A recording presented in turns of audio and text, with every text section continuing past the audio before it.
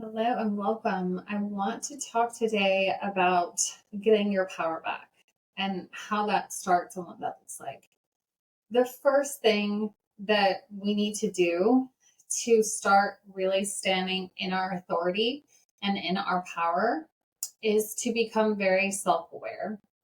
So, self awareness is one of those things where a lot of us probably feel like, oh, I'm self aware. I'm super self aware. But the reality is, the majority of people are not self-aware. So I want to invite you right now just to take a moment and check in with yourself, check in with your body, check in with your feelings, check in with your emotions, even your thoughts right now. Maybe you're having some judgments of me. Maybe you're having some insecurities coming up. Maybe you're feeling activated already. Just become aware of that right now, just observing it and then allowing yourself to ask, well, where is this coming from? What is this about? Why am I feeling this way? And kind of investigating that a little bit. I'd be curious to see what comes up for everyone, so I'd love to hear it in the comments. But this is an example, okay? This is an example of just that self-awareness where it's having that ability to pause, practice the power of pause, right? So we pause and we check in with ourselves. We check in and say, well, why am I feeling this way? What is coming up with this? What is activated with this? Because the reality is, when we feel our nervous system get activated, nothing can activate it if something that isn't a vibrational match to the stimuli already exists in our body. If it already exists in our body, it has to exist in our body. I'm like, am I explaining this right? So it has to exist in our body in order for the stimuli to activate it. There it is. So if we're feeling activated by something, triggered by something, it feels uncomfortable, it's feeling weird, it's making us kind of like sit back, be like, what? Feeling offended, defensive. All of that stuff is because there's a belief that already lives within us that's getting poked at. So for example, if someone were to say something to me about, I don't know, something mean, I use the example a lot about my nose rings because it seems like everybody's favorite spot for like the haters to like talk about my nose rings. I don't know why, but it's like, those are only for ranchers, or that's for this, or whatever. When people say things like that, if I were self-conscious about my nose rings, or if I were questioning like whether or not I should wear them, or I was trying to wear them because I wanted to be cool and I was looking for other people's approval, that would probably activate me, right?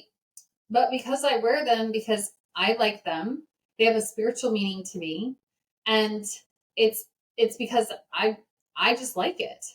So what other people think about it, it doesn't matter to me. So therefore there is no activation. There's nothing. It's just, okay, like, thank you for spending however amount of time out of your day to activate my algorithm with your rude comment. Like, and that's about it, right? So if that were living in my body, I would feel activated and I would be like, oh my gosh, people aren't liking this. So maybe I should take it out. But that doesn't live in there. So we have to remember this when it comes to the stimuli that's coming in. When we feel triggered, when we feel activated, when we feel upset, defensive. Defensive is a big one. Defensive is a really, really big one. There's a belief, right? That we feel like we have to defend ourselves. We have to explain ourselves. We have to have someone understand why, right? So there's something going on there. And so this action of becoming very self-aware and being able to recognize and see these things is going to be very, very helpful for step 2 of this process. Now, step 2 of this process, for those that are in a space where it's like, I don't know if I'm quite ready for this level of like radical accountability, right? This is really where we get our power back, is we start coming into this space of recognizing and realizing that like we're in charge. We're in charge of our reality and our experience. As much as it's easy to say, well, it's how I was raised, or these are just my genetics, or No one in my family was able to do that, and everyone's always struggled with this, and etc. Right? These are beliefs.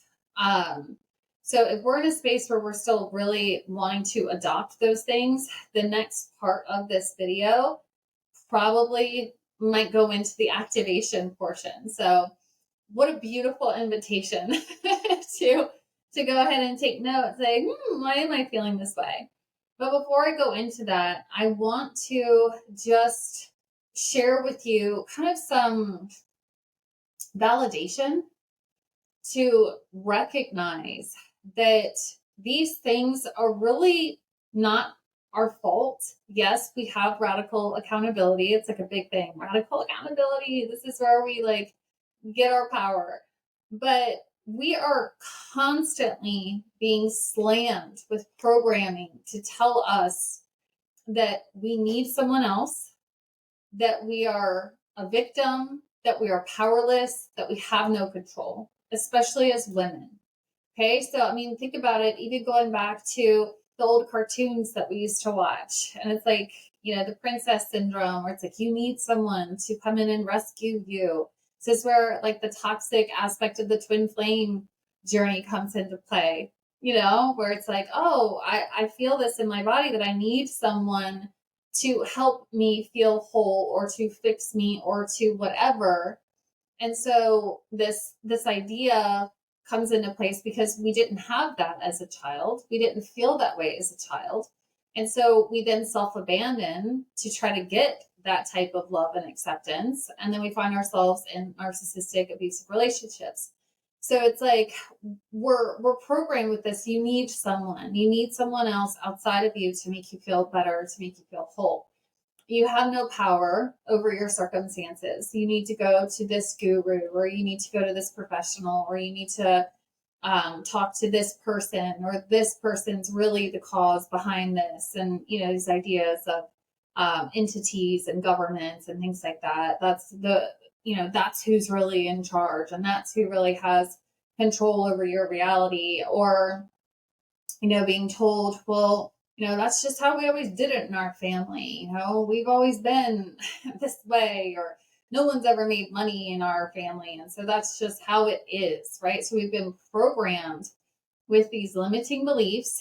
We've been seeing it through childhood, through news, through media, through everything that we consume mentally, through our eyes, through our ears, through our mind. We're seeing this repeated all the time, where it's like we are powerless to make changes. And this is intentional. I'll go ahead and say it. It is intentional.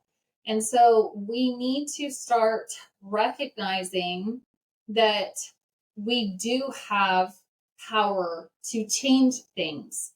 And that is not always the easiest thing to do, because this program that we're fighting against is so strong and so deeply ingrained within our being. So this is where this practice that I'm going to share with you, it's going to be a real big invitation to expand. I hope you're excited.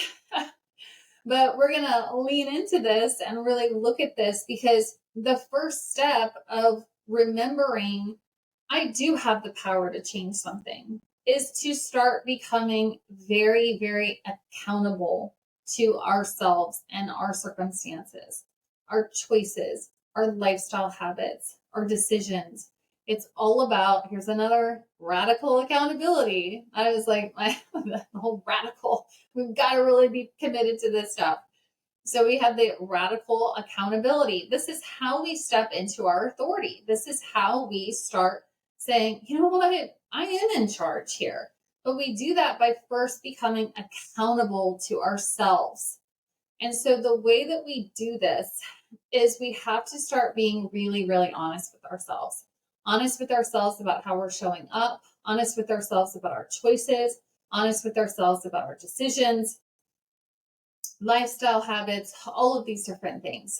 And we do this from a place of absolute zero judgment and pure observation, because it is not helpful to try to move through these energies if we're constantly judging ourselves for being in that place. It is not our fault that we were there because we're programmed to be like that. But it is now our responsibility to change it, to reconfigure and recalibrate our belief system, our energetics, and everything around that so that we can start reclaiming what is truly meant for us, our money, our power.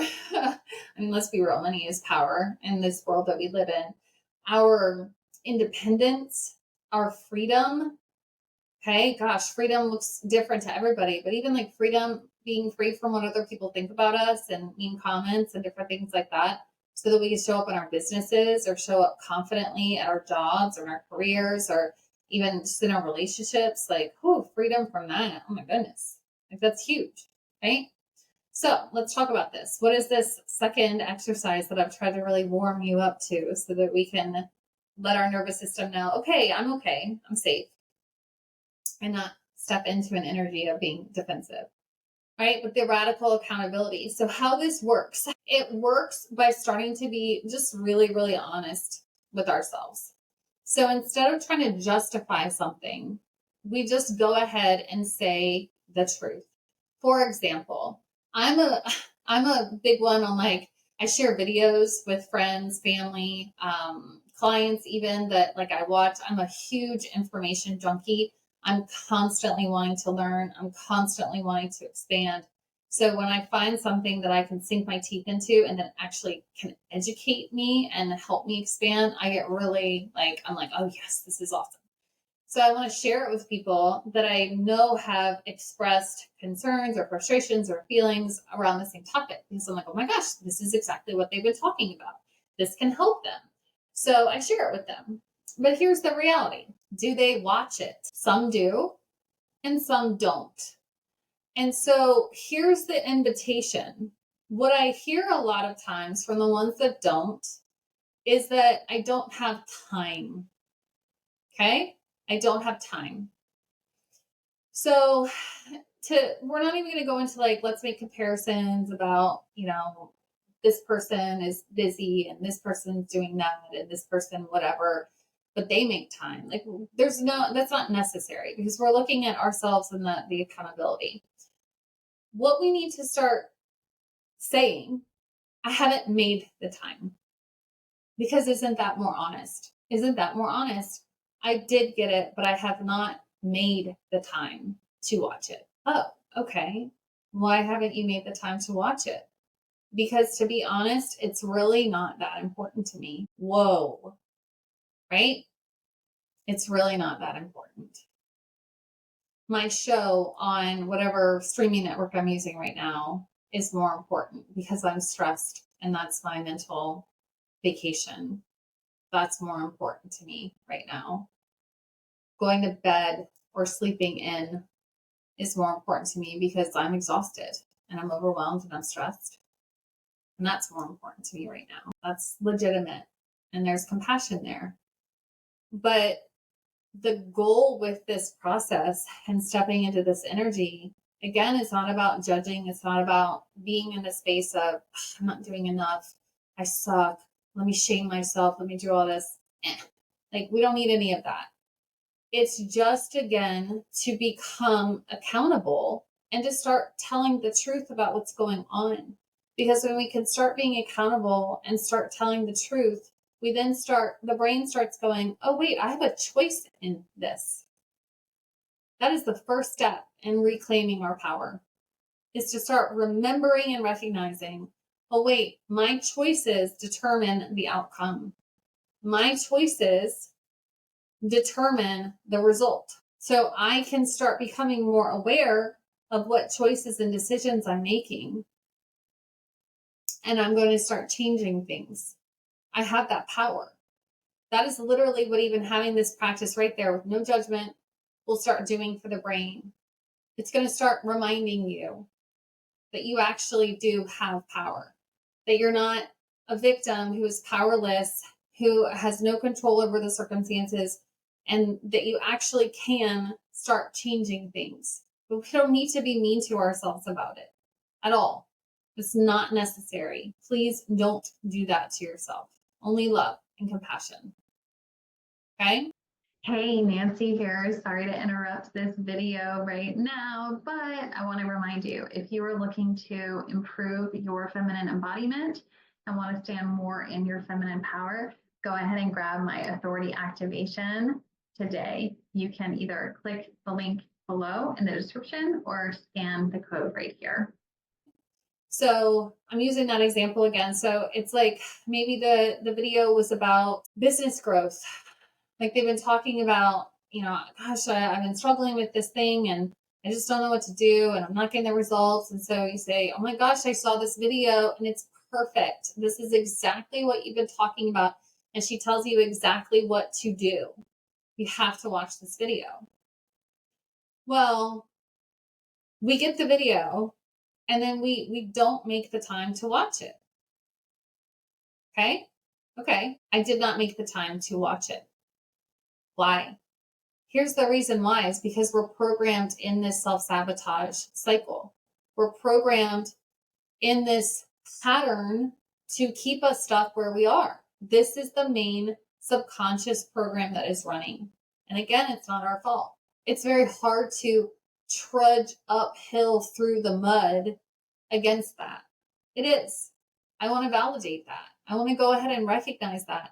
That is freaking hard. But once we start getting the momentum and start taking those little strides and taking those little steps and start saying, you know what? Actually, with love, I just didn't make the time to watch it. It wasn't a priority to me.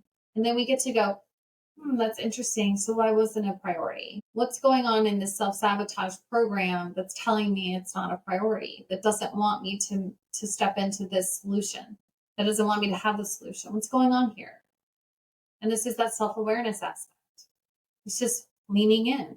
It's hearing it. It's seeing it. It's becoming aware. This is a beautiful process. This is a beautiful practice. And if we can just start tuning in and checking in with the self awareness and then the radical accountability, we are going to find that those little shifts start to make it a lot easier to start making time to watch the video, right? Okay, I'm going to make the time now. This is what I do. I used to love watching my show when I was on the treadmill at the gym, or listening to my favorite songs when I'm working out.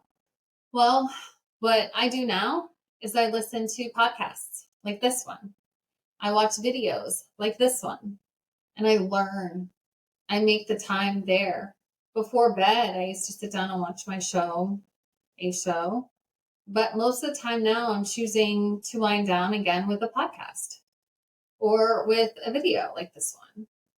Something that is going to help me learn, that is going to teach me. So I'm getting my brain kind of primed right before I go to bed with this information and this knowledge, and getting those juices kind of mulling around as I start fading into a dreamland. But in the past, that felt really hard.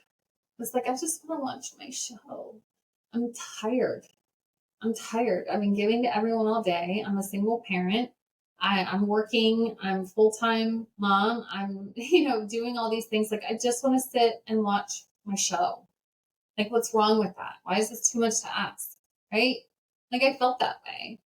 I just want to be on the treadmill and just watch my show. I just want to watch my favorite character that I think is so cute and have a crush on.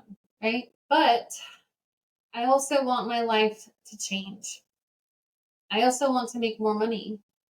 I also want to contribute more to the collective. I also want to leave a legacy. I also want a book deal. I also want my books that I've already written to go to film. So by watching my show, is that going to help make those things happen? Or by educating myself and surrounding myself with the energy of people that have already achieved things like what I want to achieve. This is that hard decision. Now, am I saying that on a weekend or every now and then, especially certain times of our cycle, which I'm all about, rest, relax, watch your show, read your book, do what it is that you want that feels nourishing to you. It's not to say that you can't do those things, but it's a thing about the energetics behind the choices. Is this a time where I'm just choosing to, or can I choose to say, this is harder for me to do right now, but I'm going to watch this instead because I need to, because this is going to help me. This is going to help things change versus they're already like this. And by doing these same things, it's going to just continue to stay like this. So this accountability, this awareness, all of these kind of things work together to start getting us out of this stuck cycle that we've been in. And we have to make sure that we're in a space where we're open, even open to it. I wrote a post. This is what happens. I channel stuff. A lot of times when I meditate, I'm going to see if I can even find it. Because it was powerful. Yeah, here it is right here. That's a coincidence. It was very powerful because when I meditate, I channel messages, I see things, I receive messages, and this is the one that came through. I'm not going to read the whole thing, but it was pretty much like, could you imagine having the information that you need right in front of your face for the problem you're experiencing right now, but you literally cannot see it because you aren't a vibrational match to it. This has happened to me multiple times. I've shared very openly through social media on my platforms about the hair loss struggle that I have, and that it's gone on since I was like 19, 20, after I went through a massively traumatic domestic violence situation. And it would act up. It would flare up when I would get stressed, and my hair would fall out. I would lose about half my hair, and so growing it long made it very challenging. It made it very like impossible, pretty much, to grow it long, because it wouldn't. It would get really thin, and then I would have like thin, and then it's growing out shorter. I mean, you can even see. I'll show you like now that I found the correct. Yes, it is a medication, and I'm also doing other things to balance my body. But you could see these things are growing, and I have these longer, like thinner. You could see how much thicker it is here than it is out here, but it's starting to grow. It's growing. I wanted the solution for that for a very, very, very, very, very long time. Okay. But for whatever reason, I couldn't find it. It was like foreign. And I would research, I would look, and it was like, I couldn't find it. And then suddenly, after doing internal work on myself, my sense of worth, healing the issues that I had around the hair loss and the self-consciousness that I felt around it, I did all that work. And it was like suddenly the solution came out of, like, I was like, oh, okay. Now I'm finding all these research studies about this that I'm reading. I'm a big research study person. I don't just like spout off random information. But then I found this research study, and I'm like, what is this? And then piece it all together, and then there's a solution. I hope. I've been on the medication now for, I think, 4 or 5 months, and it is working. So we'll see. But I feel like there we go. That came into my experience. I'd also been working on my own wellness journey when it comes to my PCOS, insulin resistance. I was pre-diabetic back in May. No, it's August at the time of this recording. Back in May, I was pre-diabetic, and learning to rebalance my body, get it in sync with the cycle syncing that I teach a lot about, doing those things to re-regulate, working on getting inflammation out of my body, and learning the things that help with that. I've been able to lose 25 pounds. I'm no longer pre-diabetic. And my PCOS is healing. So it's like, oh, okay. But I had to get into the space where it was like, I was ready for those things, for the solutions. And it was like, I started, and then I came across resources and doctors and books, and it was like, oh my gosh, it just all started coming together. But again, I had to be ready and receptive for the solution. I found this thought, this information that came through in this meditation, this question, right? Having the information that you need, it's right in front of you. but we can't see it because we're not a vibrational match to it. It would be like I send you a video that has the exact answer that you need, but because you're still stuck in the old pattern, you don't make time to watch it, right? Because you're not a vibrational match yet to having the solution. So this is why it's so important for us to do those somatic exercises and the breathing techniques and make time for the meditations and to do all these different things to go through the untangled process. It's so important because we will continue to desire to have a solution to our problem. But if we haven't raised our vibration enough, even if that, like, it could be coming in, we could see ads for it all the time. People could be talking about it all the time. It's like we're deaf to it. It just cannot exist in our experience because we're not a match. We're not a match to it. Okay. So the radical accountability aspect is going to start helping us become aware and say, hey, there are choices, there are options. Okay. And I want to make sure that I'm being very clear. I'm not talking about like chronic things here. Okay. I don't want to sit here and for anyone to feel activated or defensive and be like, well, I'm struggling with this chronic thing and I have been trying and I am trying. I have I have so much compassion there for you. There's nothing to dismiss what you are going through or what you are experiencing. My point is a lot of times this is for solutions when it comes to, how do I start hitting 5K months? how do I start getting rid of the inflammation in my body? How do I start like healing my connection with my hair loss? Things like this. There's solutions out there. There's a solution to everything. There is a solution to everything. But it has to be a match to us. There's something more. Let's see. I'm reading more of this. Happens all the time. The solution you're looking for exists. That's what I received in this message. It exists. It does. So I want to, if you are someone dealing with something chronic, I do want to tell you this so that you know that there is hope. There is hope. Solutions always exist. Solutions always exist. We live in an abundant, unlimited universe. There is a solution. But we have to become the match to it. And that steps into an energy of, I believe that this is going to work out. I believe that this is going to get better. I am so open and receptive to solutions. Teach me. I want to learn. I want to know. It's like being in this space of receptivity and not trapped in a space of, it's just is what it is, right? We're just here because that's going to limit us and cut us off from being able to access solutions and the information that we need. I hope that this was helpful. Questions, comments, always feel free to share them and I will answer them as best that I can. And I hope that you're able to lean into this information, allowing ego, critical mind, all of that stuff to kind of be to the side and just listen from the aspect of things can get better and you have the power to change your reality.